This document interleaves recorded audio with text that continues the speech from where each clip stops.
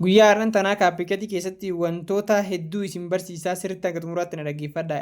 Viidiyoo akkamitti akka walitti hidhan, akkamitti gara dhumaa irraa kutan, akkamitti gara jalqabaa irraa kutan waa hedduu asirratti isinitti agarsiisa. Viidiyoo kana jalqaba irratti laayik godhaa, akkasumatti ammoo warroonni sabiskiraayib hin godhin sabiskiraayib godhaa isin jechuun barbaada. Kallattii maan kaapikeetii gadi buufannee yoo hin qabaatin illee kaapikeetiin pilaastoorii seentanii buufachuu ni dandeessanii jechuudha. Asirratti niiw viidiyoota jettu tana cuqaasnee kan gadi buufannu jechuudha. Jechuun kallattiidhaan seennu viidiyoo barbaanne viidiyoo ediit godhuu barbaanne san bakka namni irra mare tana tuqxanii kallattiimaan seenuu dandeessanii jechuudha. Yeroo san keessatti haala kanaan isinii baasaa. Amma wanta asirratti gurraachate kan agartanii wantoota kanneen illee akkamitti akka gurraachifattan yeroo biroo isin agarsiisa. Kanarraa keessatti ammoo waan biroo isin agarsiisa. Viidiyoowwan as keessaa fudhannama fakkeenya viidiyoota akkas ta'e yookaan immoo lama as keessaa fudhadhee isinitti agarsiisa. Viidiyoo barbaade irratti aad godhee jechuun irra cuqaasee viidiyoo lamas haa ta'u tokkos irra cuqaasee isinitti agarsiisa. Wantoonni asirratti isinitti agarsiisu kun hundi isaatu isin fayyada waan ta'eedhaaf ilaa hanga xumuraatti na dhaggeeffadhaa. Akkasumatti ammoo isa kana qofa osoo hin taane viidiyoo amma tokko irratti cuqaasee jira. Kan lammaffallee itti dabalaa jechuudha. Viidiyoo tokko osoo hin taane lama walitti hidhee isinitti agarsiisa. Istaayilii viidiyoon tokko viidiyoo tokkorraa akkamitti akka tokkotti darbullee isinitti agarsiisa waan ta'eedhaaf hanga xumuraatti na hordofaa. Amma viidiyoo aad itti godhee jira. Viidiyoo tokko yookaan lamallee sadiillee aad godhachuu dandeessan. San irratti waa takka rakkoo hin qabu jechuudha. Kanaafiyyuu viidiyoo yoo haala kanaan itti aad godhadhee kallattiimaan gara jalaa san tuqee kanaafuu eessa tuqnaa ishee ispiliit jettu tana tuqna. Ishee ispiliit jettu tana kallattiimaan ni cuqaasnaa jechuudha. Yeroo ishee ispiliit jettu tana cuqaasne fakkeenyaaf viidiyoo keenya haala kanaan asoofnee hisaaba sakandii lamaa irraa muruu barbaanna. Hisaaba sakandii lamaa yoo irraa muruu barbaanne hisaaba sakandii lama irratti dhaabna fakkeenyaaf jechuudha. Eessa tuqnaa eessa inni irraa murraa bakka ispiliit jettu tana tuqna. Irra maree isinitti agarsiisa. Sirriitti na hordofaa. Kallattiimaan iddoon ispiliit jettu ishee tanaa jechuudha. Ishee tana cuqaasnee irraa murra. Fakkeenyaaf ispiliit jenna. Hunoo haala kanaan ka gara mirgaati moo ka gara bitaa irraa muruu barbaada jedheen na gaafata. Kanaafuu kan irraa muruu barbaada gara xiqqaa kan irraa muruu barbaada gara jalqabaa hin fedhu waan ta'eedhaaf kallattiimaan iddoo diileet jettu tana tuqnee irraa balleessinaa jechuudha. Diileetiin hunoo asitti jirtu tana. Okay? Diileetii ishee tana tuqnee diileet goona. Irraa muradhee jira. Fakkeenyaaf irraa muradhee jira. Haala kanaan gara dhumaa isallee yoo barbaanne gara dhumaa isaa akkasumatti muruu dandeenya jechuudha. Akkasumatti ammoo viidiyoo kan lama walitti hidhee. Viidiyoo kan lama walitti hidheemi fakkeenyaaf viidiyoo kana jidduutti akkamitti akka inni gara viidiyoo kanaa darbu fakkeenyaaf viidiyoo kana gara tokkotti achi akka inni darbu istaayilii bareedaadhaan agartee iddoo tam tuqxee istaayilii kana bareechifatu. Iddoo amma irra isinii mare tana tuqxanii istaayilii isaa bareechifattanii jechuudha. Iddoo ani irra mare tana. Kallattiimaa yeroo bakka san tuqne kallattii garaagaraatiin jechuun istaayilii bareedaa nuuf fida. Viidiyoon kun kaan irraa akkamitti akka darbu fakkeenyaaf istaayiliiwwan hedduu jira. Istaayiliiwwan kanneen keessaa tokko filadhaa jechuudha. Istaayilii sitti bareede. Ani fakkeenyaaf kama jalqaba irra jiru san filadhaa jechuudha. Kama jalqaba irra jiru san gaafa filadhu kallattiimaan yeroo anka jalqaba irraa san filadhee yoo inni natti hin tolin illee jijjiirachuu danda'a deebisee. Akkamitti akka jijjiirattan isinitti agarsiisaa jechuudha. Isa jalqabaa isin irratti amma cuqaasu. Haala neetwoorkii keessaniitti ni daddafee isinii baasuu danda'a isin irraa turuu danda'a. Hunoo amma fakkeenyaaf isa jalqabaa saniin haala saniin achi darbee jira jechuudha. Haala saniin garasitti achi darbee jira. Amma fakkeenyaaf deebisee kan birootti jijjiirachuu ni danda'a. Hunoo viidiyoon sun akkuma agartan viidiyoo gamaa gamanaa walitti hidhamee jechuudha. Amma kan birootti jijjiiradhee isinitti ni agarsiisa. Idduma amma dura isinitti agarsiisa irra mareessan irratti gattuu hixan deebitanii. Akkanatti istaayilii kanaan isinii fida waan tokko irraa qabdaniidhaaf. Achuma irratti deebi'ee gachuu kaasaa amma isa lammaffaa kan irratti gachuu kaasa. Ilaalamee sirriitti akka xumura. Hunoo amma harkaan kan of kan dhufaa jechuudha.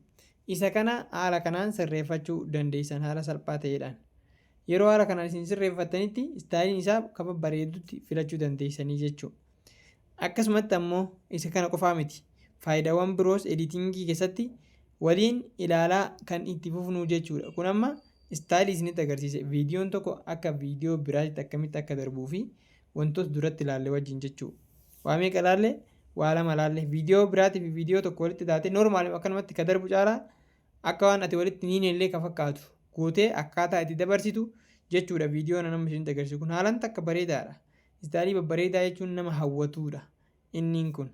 Akkasumatti ammoo mallattoowwan jalaa kun wantoota isaan fayyadan hedduu jira. Ammantan ammoo akkamitti akka fakkeenyaa fi asirratti mallattoo jala jirtu gara dhumaatan irratti ishee gara mirgaatti jirtu kanarraa lammaffaa irratti isinitti agarsiisa. Saayizii uffataa yeroo uffattu tokko ati uffanni saayizii qaba namni hundi isaatu iyyuu. Akkasuma YouTube irratti yoo gadhiisuu barbaaddes saayizii YouTubetiin lafa kaa'amee jira, ka TikTokitiin lafa kaa'amee jira.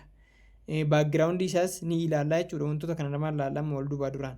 Jalqaba irratti kam laallaa isa saayizii isaa laallaa jechuudha. Kan YouTubes, kan Facebookas, kan TikTokis.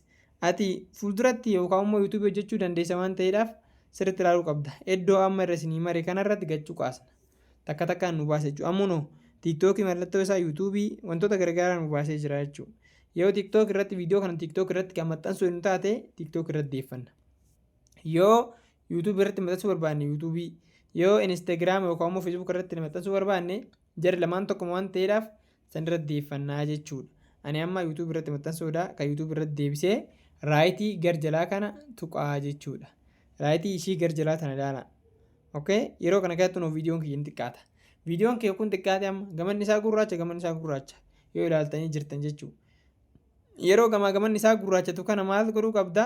Bareechuu qabda gaman isaa kana akka nama hawwatuudhaaf. Fakkeenyaaf isa baakgiraawundi jiru kana hunoo kan amma dhumarratti irra mare kana. Isarratti seentee sirreessuu dandeenya jechuudha. Na ilaala na hordofaa hanga xumuraatti.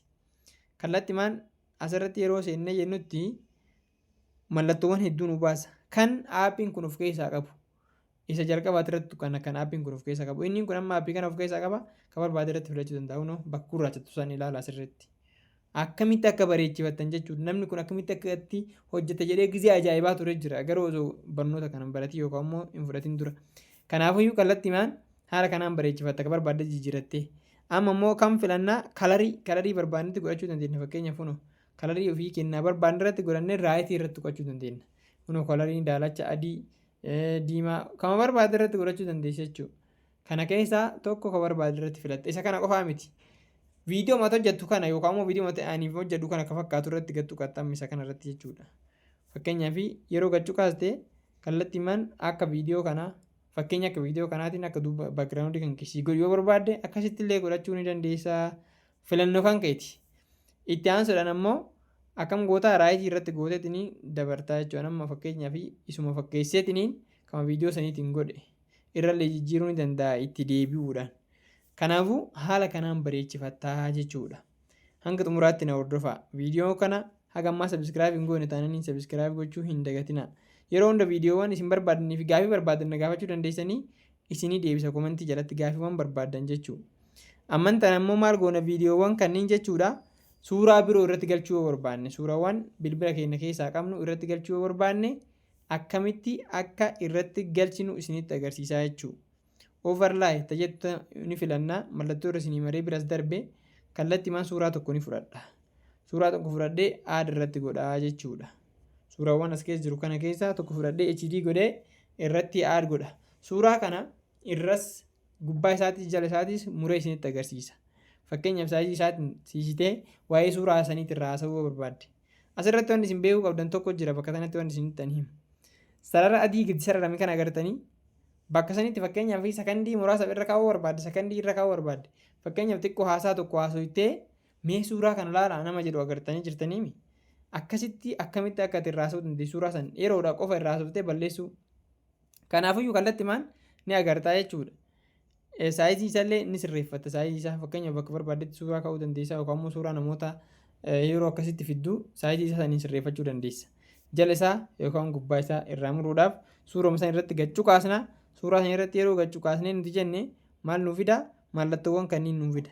Mallattoowwan kanneen keessaa tokko kaamma irra maree jiru kana kippi jedhu san ishii filanneetti kallattiimaan akkanatti nuu fida. Walitti harkisnee haala kanaan gubbaa isaa irra isaa irraa murannaa jechuudha. Kanaafiyyuu haala saniin irraa murattanii akkaataa fakkeenyaaf immoo asirratti akkaataa YouTube ta'uu irratti godhachuu dandeessan olaala. Akkaataa YouTube ta'uu irratti akkaataa TikTok ta'uu irratti akkuma reefu saayizii 9.16 faallaa walii jechuudha. YouTube fi